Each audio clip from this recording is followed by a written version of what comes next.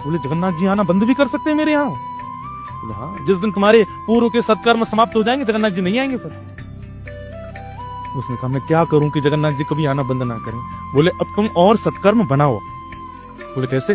सुबह जल्दी उठो, जल्दी उठ करके पहले समुद्र में स्नान करो, नमकीन स्नान करके फिर घर पे आके शुद्ध जल से स्नान करो, और स्नान करके फिर तिलक स्वरूप लगाओ, गले में कंठी धारण करके, और फिर अन्नपूर्णा मैया को प्रणाम करो, अग्नि में प्रयोग होने वाली लकड़ियों को सिर से लगा लगा के चंदन पुष्प अर्पित करके उनको धरो, फिर अग्नि प्रज्वलित करो, फिर उस कढ़ाई का पूजन करो जिसमें भोग बनेगा, और फिर उसमें एक एक वस्तु डालो, मुख पे पट्टा बांध के बैठो, तुम्हारी श्वास भी नहीं जानी चाहिए।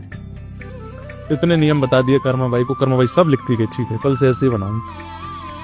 दूसरे दिन कर्माबाई सुबह उठते ही पहले समुद्र स्नान करने गई, फिर घर आके शुद्ध जल से नहाई, एक एक लकड़ी को पूछ करके चंदन लगा के धरे। इतने में ठाकुर जी आ गए। खोलो। कर्माबाई जल्दी आई, गेट खोली, चुपचाप बैठ जाओ यहीं पे। ठाकुर जी, सुभद्रा जी, बलभद्र तीनों बैठ गए। तीनों देख रहे हैं क्या कर रही हैं। अभी तो लकड़ियों का पूजन चल रहा है। बलराम जी के लाला जी का हेरो है। भैया चुप रहो, अभी रुक जाओ, अभी बना रही हूँ ना। रोज ही आते थे ठाकुर जी, तो लकड़ी का पूजन चल रहा है, फिर उसके बाद चूल्हे का पूजन, फिर अग्निदेव का स्मरण किया जाए। अग्निदेव प्रज्वलित कर दिया, अग्नि प्रज्वलित हो गई, फिर कढ़ाई आई, कढ़ाई पर चंदन लगाया गया, पूरी पे मट्टी का लेप लगाया गया, जैसे जैसे महापुरुष बता के गए। मुंह पे पट्टा बांध करके आई। ठाकुर जी देख रहे हैं आंख फाड़ के। दाऊ दादा मंगला का समय हो रहा है ना।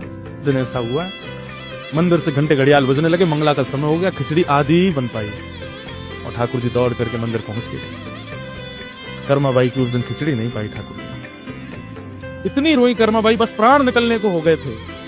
तब ठाकुर जी आए रात्रि में, और आकर के बोले माँ मैं आया तो था, पर तू क्या कर रही थी? एक एक लकड़ी का पूजन कर रही थी, चूल्हा जला दे, उसका ये कर, चूल्हा में बर्तन पूज, ये सब क्यों करना था? और आज तो बड़ी नवी धुबी सी लग रही थी हमको।